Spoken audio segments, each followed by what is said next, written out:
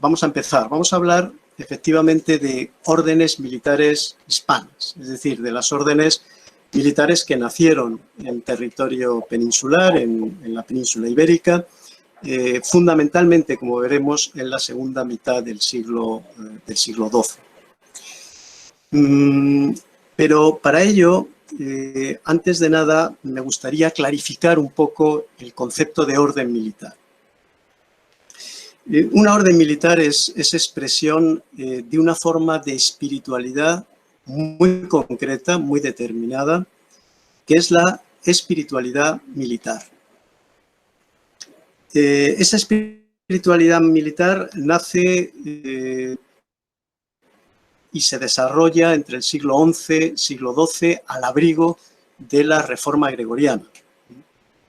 Y se caracteriza básicamente por convertir la guerra en un ejercicio de purificación, en una ascesis que en último término va a garantizar la salvación a quien la practica. Partiendo de estas premisas, las órdenes militares son congregaciones religiosas, obviamente, se atienen a la vida conventual, por tanto están sujetas a regla, están bajo también los famosos votos monásticos de obediencia, castidad y pobreza, y su carisma específico, es decir, su caracterización, su vocación característica es el combate. La pregunta que podemos hacernos es, ¿combate contra quién? Y sobre todo, ¿en defensa de qué?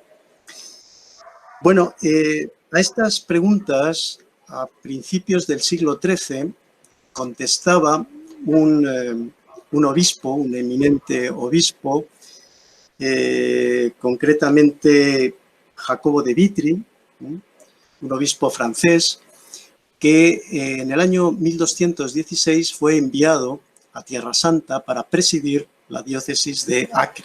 Acre era, perdón, en ese momento era la capital del reino jerosolimitano.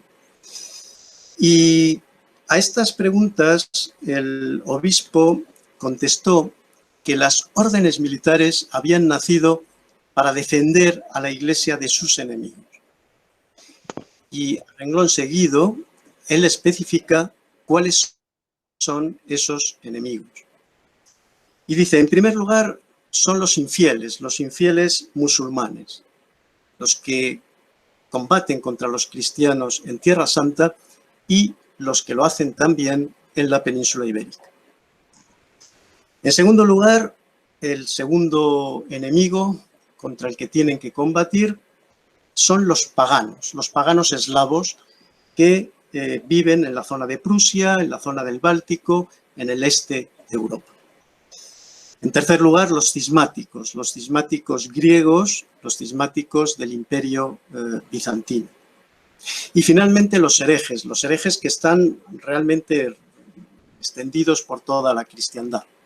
Esos son los cuatro enemigos que para Jacobo de Vitry debía de combatir las órdenes militares. Bueno, nosotros, si hace el favor, pasa la imagen, por favor, Marcio. Sí, nosotros nos vamos a centrar concretamente en las órdenes militares que combatían contra los musulmanes en la península ibérica y que, como dije, nacieron fundamentalmente en la segunda mitad del siglo XII. Estas órdenes, a diferencia de las que habían nacido en Tierra Santa con anterioridad, es decir, al Temple o a la Orden del Hospital, que tenían un alcance universal, es decir, que estaban extendidas por toda la cristiandad, estas órdenes que nacen aquí en la península ibérica tienen, en cambio, una dimensión puramente territorial. Es decir, que son órdenes que actúan prácticamente de manera exclusiva en la península ibérica. Bueno, ¿cuáles son esas órdenes? Aquí tenemos un mapa general y vamos a ir viendo por orden cronológico, cuáles son las órdenes a las que nos vamos a referir. La primera de ellas es la de Calatrava. Calatrava, que está allí situada, efectivamente. Calatrava, en concreto, es una población que se situaba en el momento del nacimiento de la orden, que es 1158, justo en el límite del reino, de la monarquía castellana. En el momento, además, en que la península ibérica estaba amenazada por la inminente invasión de los almohades. Esa es la primera de las órdenes, castellana, 1158, la orden de Calatrava. La segunda nace, en cambio, en tierras de León, nace en Cáceres, ahí, cerca ya de la frontera de Portugal. Es un poquito más a la izquierda, ahí. En Cáceres nace la Orden de Santiago, lo hace en el año 1170. Lo que pasa es que de manera inmediata, en ese momento estaban divididos los reinos de León y de Castilla, de manera inmediata el rey de Castilla consigue atraerla para territorio castellano y la Orden de Santiago acaba fijando su convento central en Uclés, ahí a la derecha, exactamente, en Uclés. La siguiente orden en aparecer es la Orden de Alcántara. Nos volvemos otra vez a territorio muy cercano a la frontera portuguesa. La Orden de Alcántara, bueno, no nace con este nombre. Hay una milicia previa que nace en la zona del Ribacoa, un poquito más al norte, en territorio que actualmente es portugués, y ahí nace la milicia de San Julián del Pereiro. Lo que pasa es que a principios del siglo XIII cambian su ubicación y el convento central se sitúa a partir de ese momento en Alcántara. La siguiente orden es una orden portuguesa, es la de Avís, está ahí exactamente, y ocurre algo muy semejante que lo que había ocurrido con la orden de Alcántara. Nace inicialmente una milicia que es la milicia de Évora, la ciudad de Évora, que está al sureste de Avís, un poquito más abajo, y nace en 1176, y es en los primeros años también del siglo XIII cuando el rey de Portugal concede la villa y el castillo de Avís a esa milicia de Évora y se convierte a partir de ese momento en la Orden de Avís, que es como habitualmente la conocemos. Estas son las órdenes principales que nacen en la segunda mitad del siglo XII. Excepcionalmente habrá otras órdenes que nacerán en épocas posteriores. Por ejemplo, la Orden de Santa María de España, que no tiene ahí ninguna representación, es una orden que nace en el último tercio del siglo XIII, en el reinado de Alfonso X, y que prácticamente desaparece pocos años después. De todas formas, la cito y en fin, tendremos ocasión de hablar de ella porque tiene una significación política especialmente importante. Y finalmente, las dos últimas órdenes que aparecen en el escenario peninsular son la Orden de Montesa, en territorios de la Corona de Aragón, al sur de la Corona de Aragón, ahí la vemos representado, exactamente, y a la izquierda, es decir, en Portugal, nace por las mismas fechas de comienzos del siglo XIV la Orden de Cristo y que tiene su convento en Tomar, en la localidad de Tomar, más arriba, ahí, exactamente. Bueno, estas dos órdenes, la Orden de Montesa y la Orden de Cristo, como saben ustedes, son las herederas de la Orden del Temple, que había sido extinguida, que había sido disuelta y cuyos miembros, o en fin, parte de sus miembros y parte de sus bienes, acabaron recalando en estas dos órdenes, aragonesa y portuguesa. Bueno, vamos a... pasa, por favor. Aquí, bueno, aquí tienen efectivamente en un cuadro resumido el nombre de las distintas órdenes, la cronología también, tal y como lo hemos visto.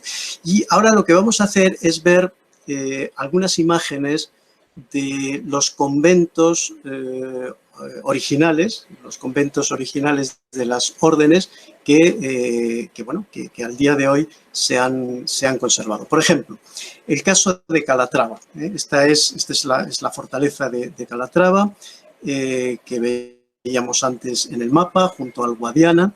Esta es la sede conventual de la primera de las órdenes nacida en la península ibérica, la Orden de Calatrava, en 1158. Es una fortaleza de origen islámico que ya está documentada en el siglo IX y en el siglo X y que será asiento, después de una ocupación por parte del Temple, será asiento, como digo, de la primera orden militar peninsular. La siguiente, por favor. Exactamente. Bueno, aquí lo que tenemos es la misma sede conventual, pero trasladada, es decir, el convento central de la Orden de Calatrava, que unos 60 o 70 años después del nacimiento de la Orden es trasladado un poco más al sur, concretamente a lo que llamamos hoy Calatrava la Nueva, ¿no? Está más cerca de lo que hoy día es Andalucía, y en ese momento era el Al-Ándalus islámico, ¿no? La siguiente, por favor. Sí, bueno, esta es la misma imagen de Calatrava la Nueva. De Calatrava la Nueva, efectivamente. Es una imagen, como ven, impresionante. Vemos esa triple línea de defensa que tiene la fortaleza, la villa, lo que es el complejo del convento con la fortaleza y la fortaleza misma, ¿no?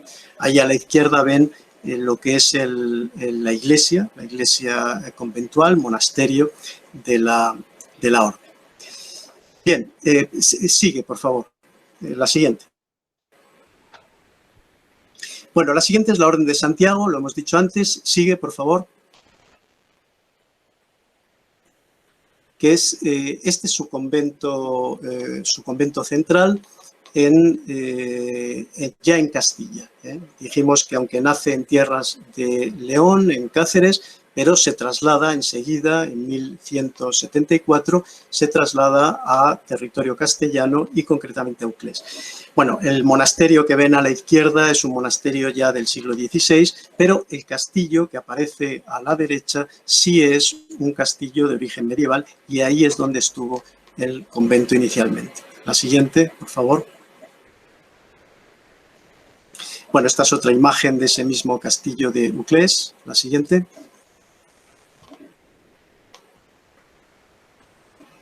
Y esto es el famoso tumbo menor de Castilla. Es una imagen que habrán visto en muchísimas ocasiones. Es la representación de Alfonso VIII concediendo la villa de Uclés al maestre, al primer maestre de la orden. Ven arriba el estandarte de la orden con la imagen de Santiago. La siguiente, por favor. Bien, San Julián del Pereiro Alcántara. La siguiente. La vamos a ver aquí. Esto es Alcántara hoy día. Bueno, realmente es también una construcción ya del siglo XVI, XVI-XVII, pero aquí estaba originalmente el convento de Alcántara. La siguiente. En el caso de la Orden de Avís, la siguiente, por favor. Tenemos aquí una vista de Avís, y aquí a la derecha, como pueden observar, está la fortaleza, que fue la concesión que en 1211 hizo cambiar el nombre a la milicia de Évora por la Orden de Avís. La siguiente, por favor. Santa María de España no tiene... La siguiente, por favor. No hemos conservado el convento. Les pongo aquí simplemente una imagen, curiosa imagen de las cantigas de Alfonso X. Ahí aparecen unos freires de la Orden de Santa María de España con sus capas rojas y una estrella. Esa estrella es la que hace que en ocasiones esta orden sea denominada la Orden de la Estrella, ¿no? Es una orden creada a imagen y semejanza del rey Alfonso X y para sus fines políticos, y el Papa la vetó. Y es una orden que no tuvo realmente una trayectoria ni muchísimo menos larga. La siguiente, por favor. La siguiente es Montesa. Vemos la imagen. Esto es Montesa. La verdad es que la foto es antigua porque hoy día la fortaleza de Montesa, que ven ustedes ahí a la izquierda, está absolutamente reconstruida, ¿eh? En fin, yo la visité hace un par de años y desde luego no se parece ahora mucho a estos vestigios que vemos aquí. Pero bueno, esa es la ubicación inicial de Montesa. La siguiente, por favor. Cristo, ya, finalmente, para acabar, vemos la imagen.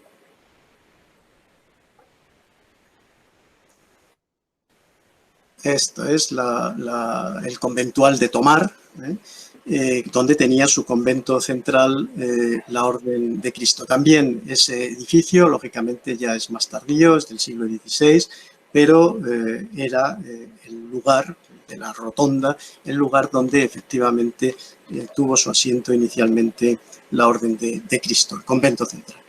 La siguiente, por favor. Bien. A partir de este momento lo que vamos a hacer es hacer un intento de tipología, de clasificación de las órdenes militares. Lo vamos a hacer por un criterio disciplinario, es decir, qué regla religiosa es la que siguen cada una de las órdenes. Y en este sentido podemos hacer una división en dos grupos extraordinariamente desiguales. Porque en el primero, que son las órdenes de adscripción reglar cisterciense, están prácticamente todas las órdenes, Calatrava y todas las que serán sus órdenes filiales, y en el otro grupo están las órdenes de adscripción reglar agustiniana, que prácticamente se reducen a Santiago y algunas pocas filiales suyas. Las órdenes de adscripción reglar cisterciense se rigen, lógicamente, por toda la tradición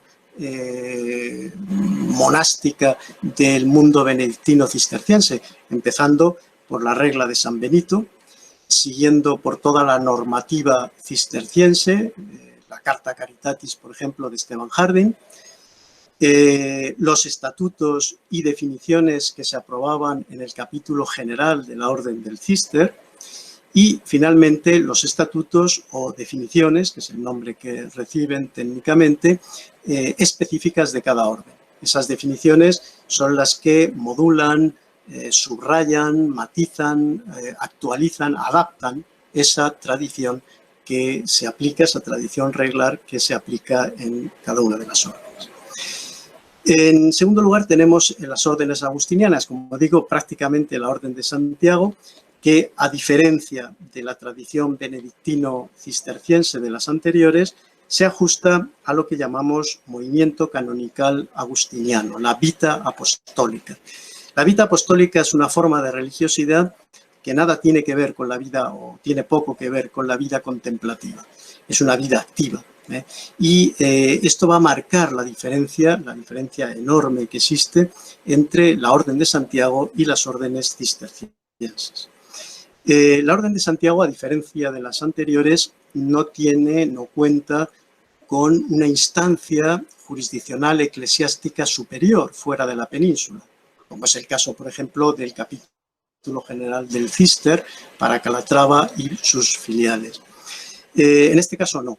Y, por tanto, la regla santiaguista la recibió la orden de sus propios miembros, es decir, que es una es una regla propia, es una regla que emana de la propia orden para la propia orden. Esto es una diferencia importante con respecto al tipo anterior, al grupo anterior.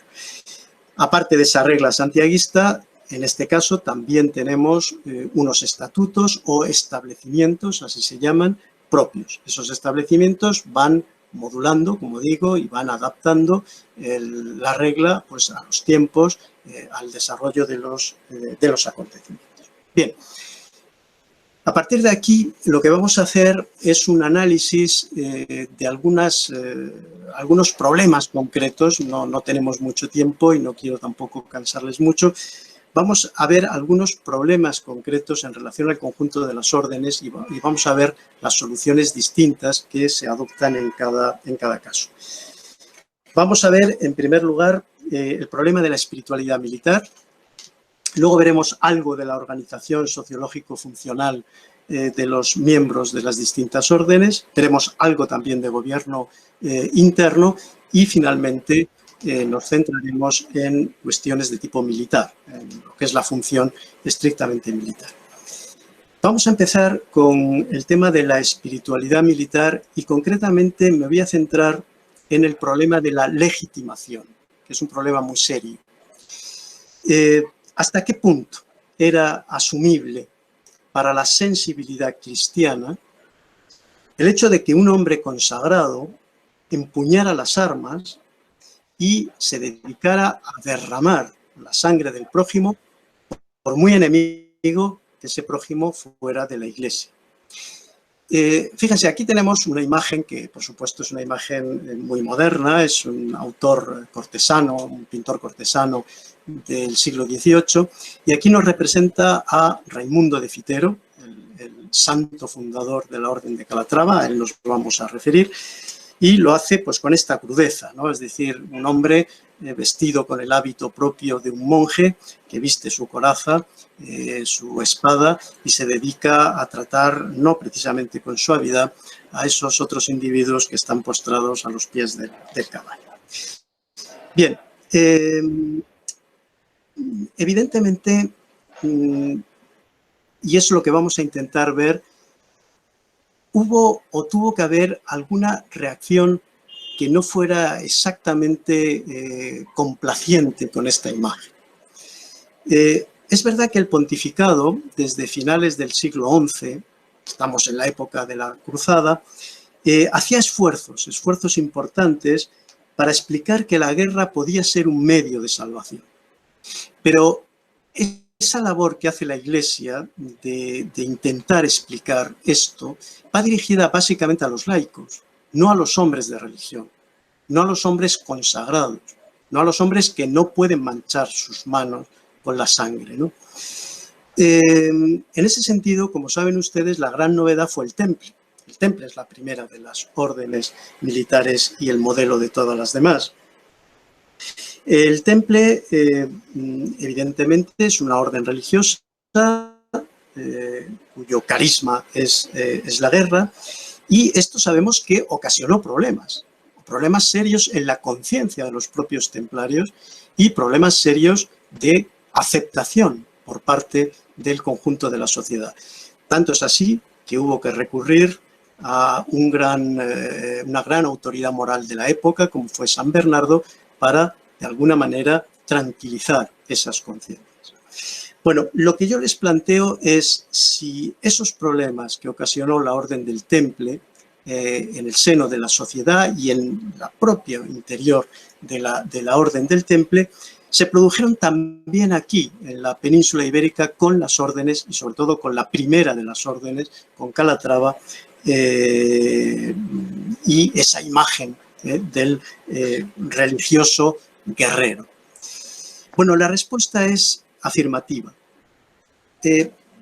Les voy a narrar muy brevemente cómo se produce el nacimiento de la Orden de Calatrava, según nos lo describe Jiménez de Rada. Jiménez de Rada es, como saben ustedes, un gran historiador, un gran cronista del siglo XIII, y él nos explica lo que normalmente se ha tenido casi acríticamente como la explicación única del nacimiento de la Orden de Calatrava y que, como luego les diré, pues no es asumible al 100%.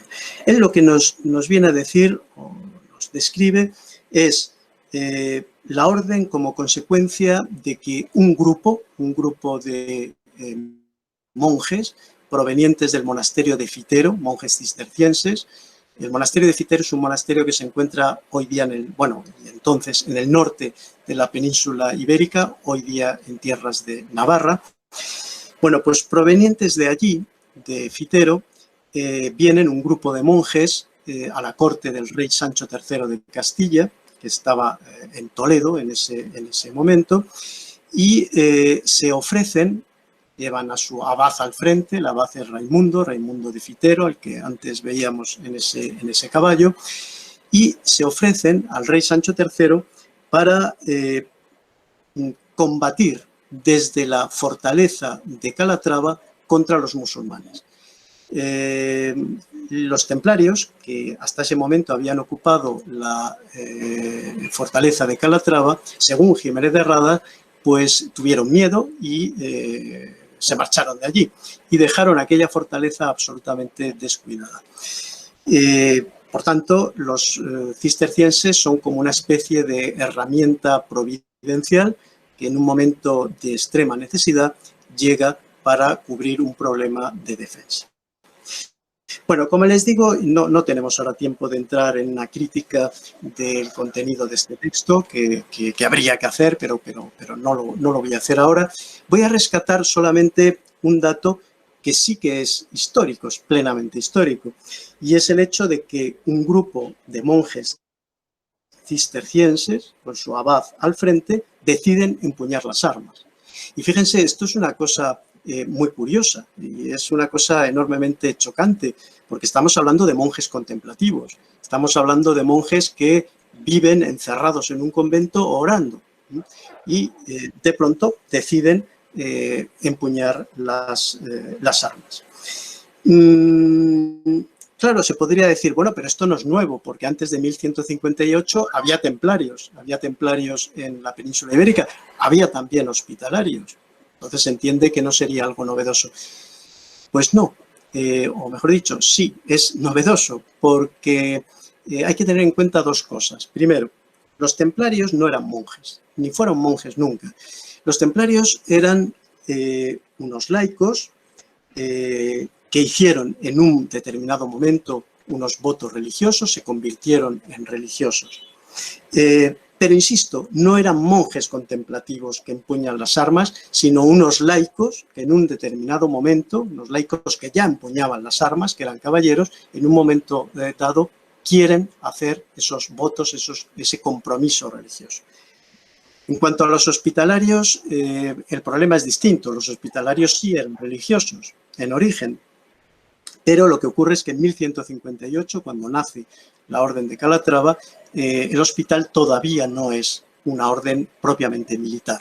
Está en proceso de militarización y esa militarización todavía va a tardar un poco. Por tanto, lo que tenemos es que lo que ocurre en Castilla a mediados del siglo XII, 1158, es un fenómeno inédito. Monjes dispuestos a combatir. Y esto automáticamente genera problemas y dificultades extraordinarias, tanto en el seno del capítulo del Cister, al que pertenecían estos monjes, como entre los mismos calatravos, como vamos a ver enseguida. Respecto al Cister, aquí tienen ustedes en esta imagen, tienen los hitos que son los que marcan, digamos, el proceso de normalización de la Orden de Calatrava, es decir, el proceso que lleva a la Orden del Cister a admitir en su seno a la Orden de Calatrava. Y ese proceso, como van a ver, es muy complicado.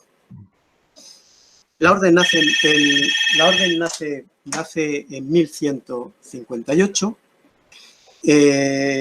pero el primer pronunciamiento favorable del capítulo es un pronunciamiento que tiene lugar en 1164. Es decir, que transcurren 6 años sin que el capítulo diga absolutamente nada. Y ese pronunciamiento favorable es absolutamente provisional. De hecho, hay que esperar otros 20 años. De hecho, hay que esperar otros 20 años para contemplar lo que es la regularización disciplinaria de la orden a través del monasterio de Morimón. Se produce en el año 1186. ¿Esto qué quiere decir? Bueno, saben ustedes que todas las fundaciones cistercienses dependen o bien del cister, o bien del monasterio del cister mismo, de Citeaux, o bien de las abadías o coabadías principales que dependen de Citeaux. Bueno, pues en este caso Morimón se habría hecho con el control disciplinario de la orden, pero fíjense, en 1186, perdonen, pero es que esto es el problema.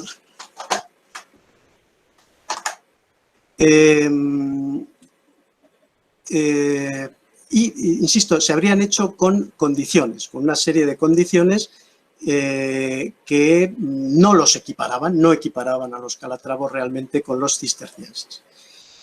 Hay que esperar a 1249 para llegar a la normalización definitiva.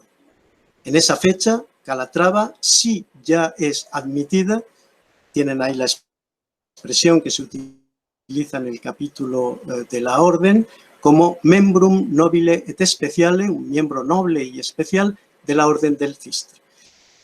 Conclusión, la orden de Calatrava tarda prácticamente un siglo en ser normalizada como una experiencia aceptable para el capítulo de la orden.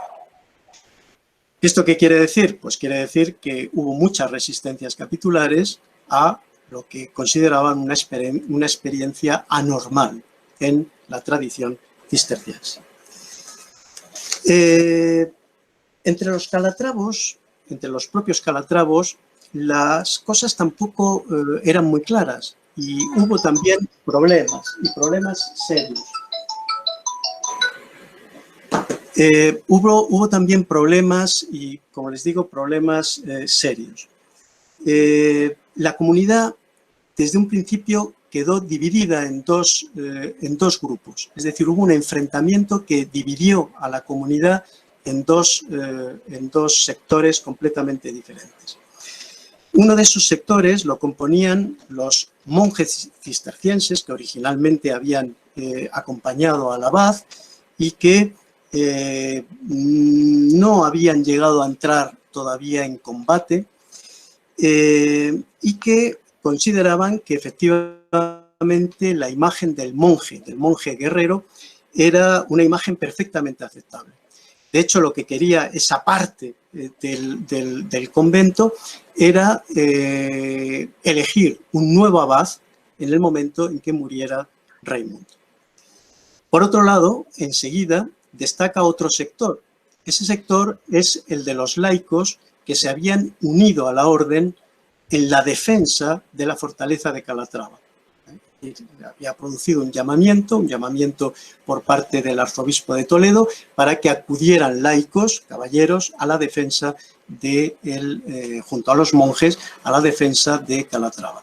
Pues bien, esos caballeros se habían comprometido, habían regularizado su situación, habían hecho votos, pero tenían claro que seguían siendo laicos, religiosos, pero secularizados, no religiosos ordenados. Y estos laicos, estos caballeros que habían hecho votos, que tenían compromiso, lo que quieren es que cese el régimen abacial y que a Raimundo ya no le suceda un abad, sino que le suceda un laico como ellos, es decir, un maestre.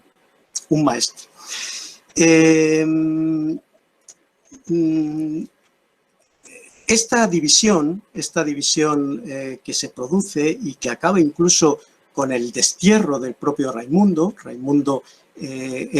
tiene que abandonar la propia sede del convento central, nos está poniendo sobre la base de un problema, de una contradicción básica que tiene que ver precisamente con esa imagen del monje guerrero que no todos admiten, ni siquiera aquellos que quieren colaborar con esa orden, pero que quieren reducir el papel de los monjes a la de religiosos subsidiarios del núcleo fundamental que serían esos laicos caballeros, esos freires laicos. Finalmente, la solución fue en 1170 que se eligió efectivamente un maestre. Se eligió un maestre y, por tanto, esa fue la solución que se adoptó. Digamos que quedó derrotada la facción del monje guerrero crudo. Esto no sirvió, como ven, en el proceso de normalización de la Orden de Calatrava, no sirvió para que el capítulo fuera más receptivo, pero en cualquier caso es enormemente significativo. Bien, las dificultades, por tanto, de aceptación de la imagen del monje guerrero son evidentes y, además, hay una prueba que, desde mi punto de vista, es todavía mucho más significativa. Pasa, por favor, la imagen. Sí, la siguiente orden que nace es la Orden de Santiago. Sabemos que nace en 1170 y es una orden completamente distinta a la de Calatrava. Es una experiencia secularizante, es una experiencia que no tiene nada que ver con esa imagen del monje guerrero. De hecho, perdón, pero es que la imagen la Orden de Santiago nace con unas características que las distinguen plenamente de la Orden de Calatrava. Hay una distinción clara desde el principio entre lo que son freires caballeros y freires clérigos. En segundo lugar, se produce una atenuación en los votos. Voto de castidad y voto de pobreza son asumidos, pero son asumidos de una manera atenuada, de tal modo que un caballero santiaguista podía contraer matrimonio, ciertamente debía de atenerse a lo que se llama técnicamente castidad conyugal, que implica no convivir maritalmente en unos periodos de tiempo a lo largo del año. Y, por otro lado, esto naturalmente condicionaba también la atenuación del voto de pobreza, porque lógicamente estos caballeros podían tener hijos y naturalmente podían estar en condiciones esos hijos de recibir una herencia. Y hay un tercer elemento que también es muy característico y muy significativo, que es la práctica de la caza. Hubiese sido impensable en otras órdenes. Desde luego, en las órdenes cienses estaba radicalmente prohibido y, en cambio, para los santiaguistas estaba perfectamente asumido que pudieran cazar. La caza, como saben, es una actividad muy propia de los estamentos nobiliarios y, en cierto modo, pues es un mecanismo que adiestra y que prepara para la guerra. Y, en ese sentido, los santiaguistas tenían plena capacidad para hacerlo. Esta nueva orden que nace años después, que nace 12 años después de la Orden de Calatrava, es una respuesta estratégica a las dificultades que habían surgido con el modelo Calatravo.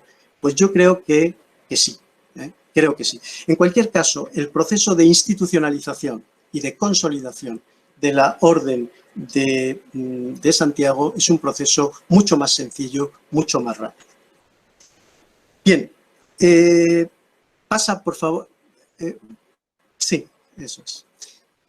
Bien, vamos a decir dos palabras acerca de la organización sociológico-funcional de las órdenes.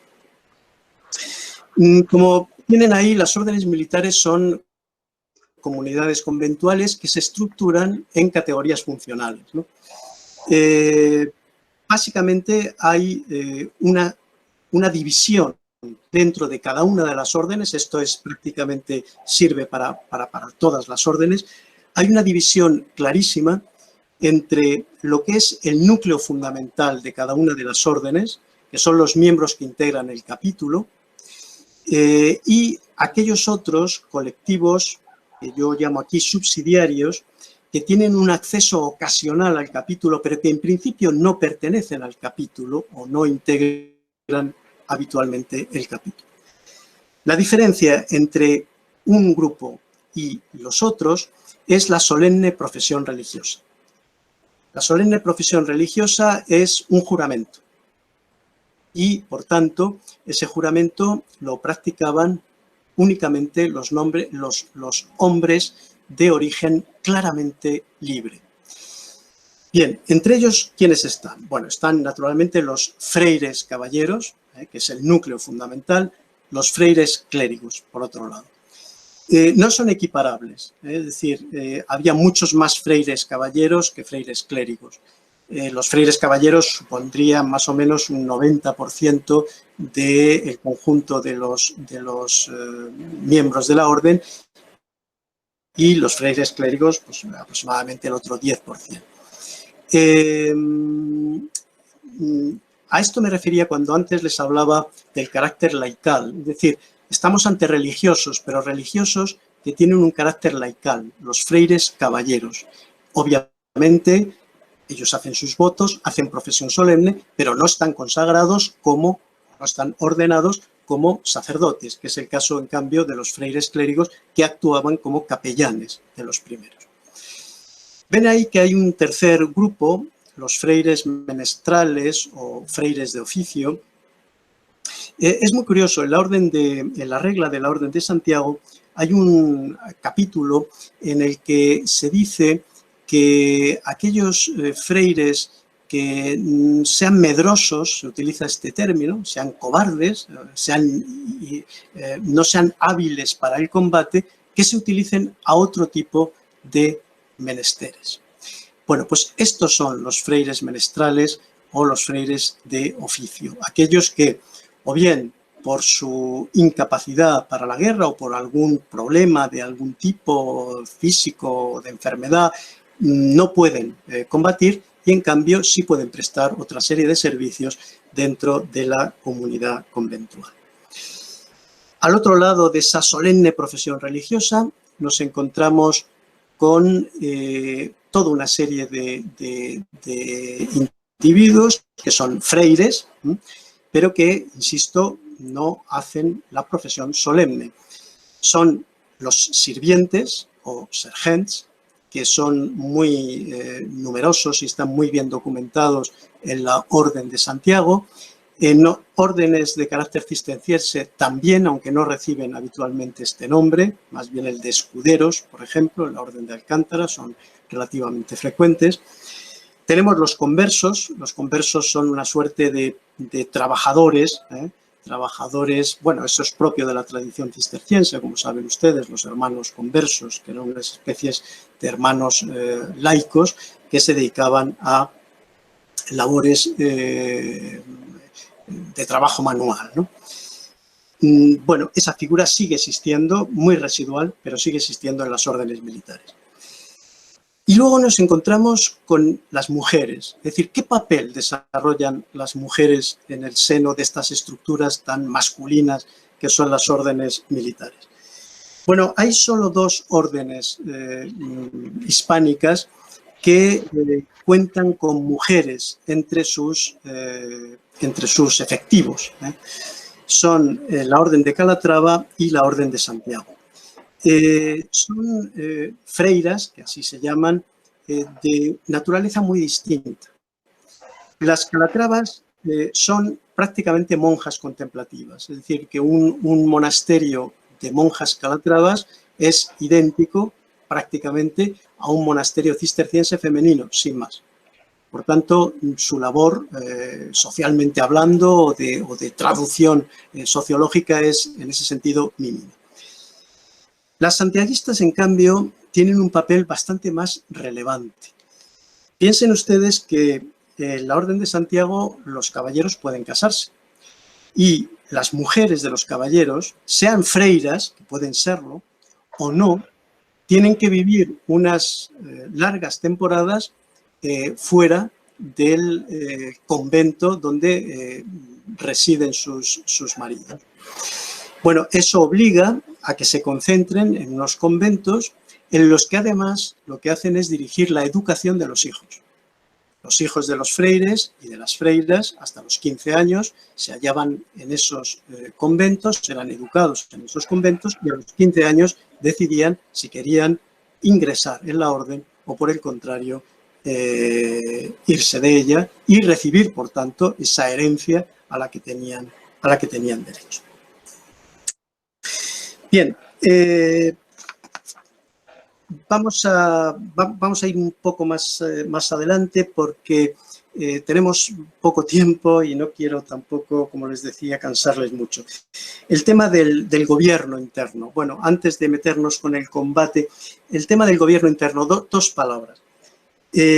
Para entender el funcionamiento interno, el funcionamiento del gobierno de una orden militar, es preciso tener en cuenta dos circunstancias, que son instituciones de carácter, por un lado, obviamente, religioso, son órdenes religiosas, pero por otra parte son instituciones profundamente feudalizadas en su concepción, en su estructura.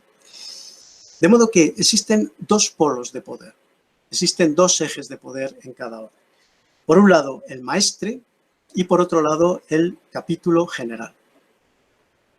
Entre ambos hay una especie de pacto, es decir, es una especie de diálogo lo que se organiza entre lo que es el maestre y el capítulo. El capítulo que no es el conjunto de la orden, como han visto anteriormente, sino que es el grupo, es la élite, por así decir, la élite de los freires caballeros, los freires clérigos. Ese pacto es precisamente, y se ritualiza, a través de la solemne profesión religiosa. Es decir, esa solemne profesión religiosa es un juramento de fidelidad y es el momento en el que los freires reciben del maestre, bueno, pues aquellos elementos que les van a servir para su cometido principal, cometido de carácter básicamente militar. Por tanto, el maestre o las órdenes militares no son monarquías autocráticas gobernadas por un maestre. De hecho, el maestre está muy limitado en el ejercicio, a veces, limitado en el ejercicio de sus funciones por el propio capítulo. No olvidemos que el capítulo lo elige y el capítulo lo puede deponer, o bien directamente o bien a través de una institución que son los 13, que es una institución que emana del propio capítulo. La clave para el buen funcionamiento de ese pacto es la gestión de las rentas. El problema, como siempre, es un problema de tipo económico, ¿no? Las órdenes militares tienen un patrimonio enorme, tienen un conjunto de rentas grande. Entonces, lo que disputan entre esos dos polos de poder, entre el maestre y el capítulo, es el control de porcentajes de renta. Se llega a una solución en la segunda mitad del siglo XIII, que es cuando se crea lo que se llama la mesa maestral. La mesa maestral es el conjunto de rentas y el patrimonio que gestiona de manera directa el maestre. Y el resto del señorío se parcela en una serie de territorios que son encomendados a los distintos freires caballeros, miembros del capítulo, y que se convierten, por esta razón, en comendadores. Entonces, a partir de ese momento, digamos que la distribución de influencias dentro de la orden queda de alguna manera institucionalizada. Y vamos a pasar ya al último aspecto que del que les quería hablar, que es el tema militar. Claro, en principio nosotros podemos pensar... No, ve por favor al anterior. En principio podríamos pensar que las órdenes militares, bueno, pues existe mucha información acerca de su actividad militar. Pues no, precisamente de lo que menos disponemos son de testimonios documentales en relación a esa actividad militar. Nos vamos a fijar en cualquier caso en dos problemas fundamentalmente. Primero, el tema de la cuantificación y capacidad de movilización de los freires, que a menudo depende de una percepción muy generalizada que tenemos de que existía un protagonismo muy importante de los freires en el desarrollo bélico de los acontecimientos aquí en la península, ¿no? Es decir, que de alguna manera las órdenes militares son la clave, poco más o menos, de las ofensivas militares. Bueno, esto conviene matizarlo, conviene de alguna manera matizarlo a través de dos cuestiones que son claves. ¿Con qué número de freires contaba cada orden? ¿Cuál es el número de freires que disponía cada orden militar? Y, en segundo lugar, ¿qué capacidad real de movilización tenían esos freires en relación con los contingentes aptos para la guerra en general del resto del reino correspondiente? Bueno, la primera respuesta resulta complicada, ¿no? Vamos a fijarnos en el caso de Santiago, que es sin duda la orden más importante de entre todas las peninsulares.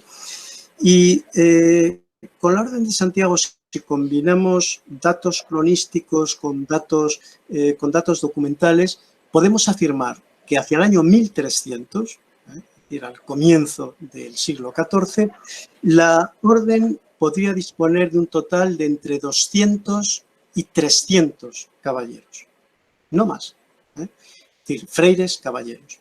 En principio, la cifra puede parecerles poco abultada, pero les aseguro que no la podemos abultar mucho más.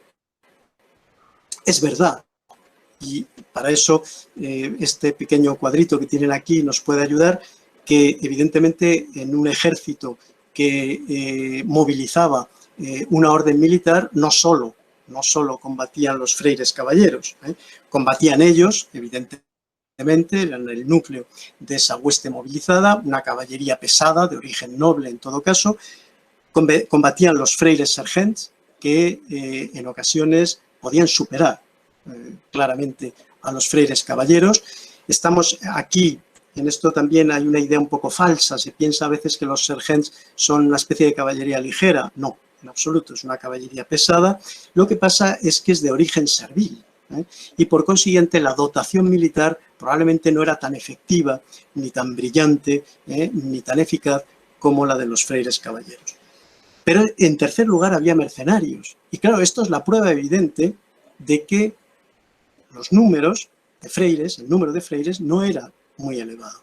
Era necesario acudir a mercenarios. Hay un ejemplo siempre muy curioso que se suele poner, que es el de los ballesteros musulmanes que en el siglo XIII servían asalariados a la Orden de Santiago. En cuarto lugar tenemos los vasallos de las correspondientes jurisdicciones, es decir, el señorío de la Orden, el maestre como señor de su señorío podía movilizar recursos, levas, lo que llamamos habitualmente las levas feudales, ¿no? Y se movilizaban lo que se llaman los caballeros de cuantía, ballesteros, lanceros, etc. Y finalmente, una hueste movilizada por una orden militar contaba también con combatientes circunstanciales. Yo llamo combatientes circunstanciales, que son voluntarios. En la orden del Temple reciben el nombre de milites ad terminum, es decir, son individuos que se convierten en caballeros, pero por un tiempo determinado. Obviamente no hacen votos perpetuos, como los freires, pero sí se comprometen durante un tiempo determinado. Ahí entrarían también con freires o familiares, que son esas personas que se vinculan espiritualmente a la orden, forman parte de la familia espiritual de la orden, pero no son propiamente miembros de la orden. Y penitentes ocasionales. Bien, es evidente que para fechas más avanzadas, yo les he dado un dato de hacia 1300, esos 200 o 300 caballeros, hacia momentos más cercanos ya al final de la Edad Media, ese número va en alza. Por ejemplo, sabemos que hacia el año 1400 la monarquía castellana esperaba de las órdenes de Santiago y de Alcántara una movilización de 500 y 200 lanzas, respectivamente, de cada una de esas órdenes, para la defensa concretamente de la frontera con Portugal. Bueno, no me voy a meter aquí en el concepto de lanza, que es un tema complicado, pero bueno, en cualquier caso, y aunque esas lanzas no son equivalente a número de caballeros, pero lo cierto es que sí que existe ya un número un poco mayor. Y si nos vamos adelantando, o si nos vamos adentrando en el siglo XV, veríamos que esos efectivos, por ejemplo, en la Guerra de Granada, bueno, podrían de alguna manera doblar esta previsión de lanzas de las que se habla hacia el año 1400. El segundo problema que les quería plantear es el de la eficacia real en materia militar. Pasa, por favor, la... También aquí tradicionalmente se ha dado un poco por sentada esa eficacia, ¿no? Yo no la voy a poner en cuestión, pero sí creo que debemos de matizar y no debemos de aceptar acríticamente una visión un poco idealizada que tenemos de lo que son las órdenes militares y lo que supusieron las órdenes militares. Contaríamos con tres elementos, con tres factores que nos hablarían de esa eficacia real en materia militar. Lo tienen ahí. En primer lugar, la imagen que proyectan los freires, ¿no? Esa imagen es un indicador de eficacia. En segundo lugar, tendríamos el grado de implicación en acciones militares y, en tercer lugar, el nivel de especialización. Para la imagen contamos con documentación de procedencia muy diversa. Piensen en la cronística cristiana. Antes les hablaba de Jiménez de Rada. Jiménez de Rada es un apologeta, es un hombre que habla maravillas de las órdenes. Fíjense en su De Rebus, nos dice que Nuclés fijó la orden de Santiago, la jefatura de la orden, y el afán de esta fue espada de defensa. El hostigador de los árabes habita allí y su morador es el defensor de la fe. Si nos vamos a la cronística islámica, nos encontramos con algunas apreciaciones que estas tienen más valor, porque evidentemente no son apologéticas, son afirmaciones de quien realmente valora en su justo término la eficacia de los freires. Y fíjense, hay un texto muy curioso, bueno, hay varios, pero he elegido este de Ibn Dari. En relación a Ibn Dari, es un cronista ya de comienzos del 14. Lo que pasa es que él recoge, como saben ustedes, información muy anterior. Y a propósito de las Navas de Tolosa, habla de la orden de Calatrava como esa mano diestra del señor de Castilla, ¿no? Es decir, es realmente el elemento fundamental para la defensa del reino de Castilla. Si nos vamos a la documentación de órdenes militares, pues nos encontramos con esa visión martirial que dan de sí mismos los freires. Hay un documento de 1250 en el que se dice, es un documento de la época de Pelayo Pérez Correa, el maestre de Santiago, que está intentando vender la orden en Alemania, concretamente, ¿no? Lleva allí una delegación para conseguir adeptos para la orden. Y en el documento que se nos ha conservado se dice que los santiagos son capaces de derramar hasta 7 veces al día su sangre por la causa de Cristo. Bueno, voy a ir finalizando porque ya el tiempo pasa. Pasa, por favor, la imagen. Bueno, tendríamos que ver de alguna manera cuál es la participación efectiva de las distintas órdenes en los momentos culminantes de ese avance de la ofensiva cristiana en territorio peninsular. Y les tengo que decir en pocas palabras que antes de 1225, y fíjense que ya hay años de cierto rodaje en las órdenes, el papel de las órdenes militares es un papel muy poco relevante. Las órdenes todavía están en una situación de consolidación, les falta experiencia, les falta sobre todo articularse adecuadamente sus señoríos, rentabilizarlos bien.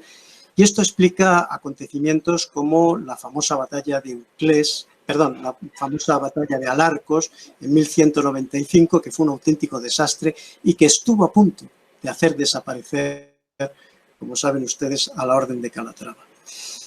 A partir de 1225, bueno, las cosas empiezan a cambiar, pero fíjense, y este es un dato interesante, no contamos o contamos con muy pocos maestres que mueran en campo de batalla en el siglo XIII.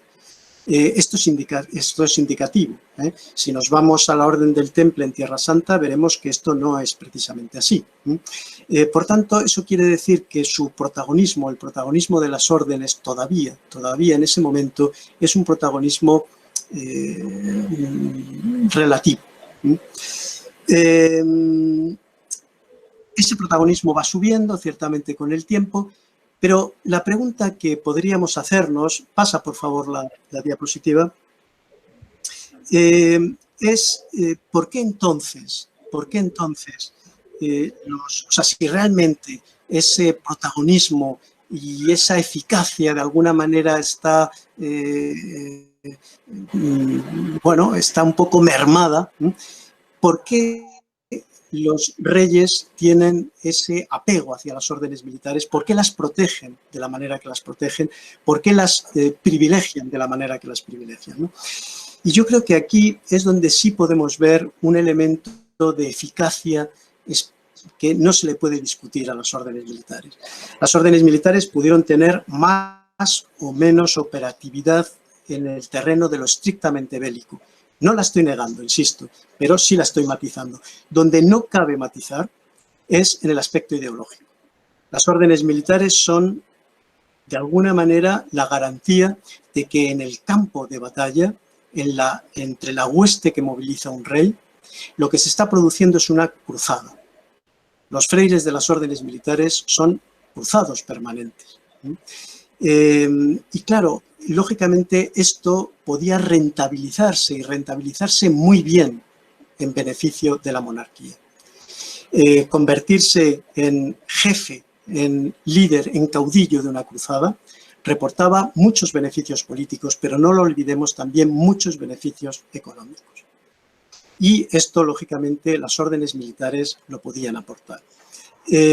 No olvidemos también, por supuesto, que estamos ante instituciones tremendamente disciplinadas y, sobre todo, lo que estamos es ante instituciones que garantizan la permanencia en el servicio militar, que esto es algo que en la Edad Media es un auténtico problema, porque, como saben ustedes, las levas feudales tienen fecha de caducidad, normalmente a los 3 meses, o bien había que renovar algún acuerdo o había que realizar una serie de pagos o el ejército se disolvía.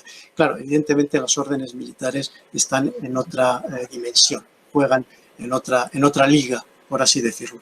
Bien, por tanto, y en conclusión, y con esto ya concluyo, las órdenes militares fueron evidentemente un instrumento eficaz, pero quizá no tanto como pensamos, pero en cualquier caso fueron un instrumento que ideológicamente prestaron un servicio a la monarquía, a las monarquías, a las que en último término servían, que las sitúa en un plano de gran excepcionalidad. Nada más. Bueno, aquí tienen esta imagen, como ven, es también de las cantigas. Aquí se representa a los caballeros calatravos en plena operación militar, aunque ahí están, bueno, más que en plena operación militar, están en la antesala, rezando en la antesala de entrar en combate. Bueno, nada más, no les quiero cansar más, quedo a vuestra disposición para cualquier pregunta que quieran hacer o cualquier aclaración.